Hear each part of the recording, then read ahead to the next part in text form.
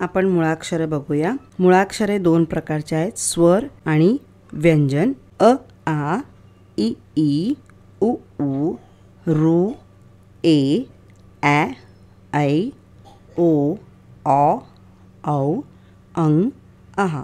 या मराठी स्वराबरोबर मी खाली इंग्रजी अक्षरही लिहिलेली आहेत।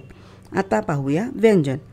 क ख ग घ ण च छ ज झ य ट ठ ड ढ न त थ द ध न प फ ब भ म य र ल व श श स ह ळ क्ष।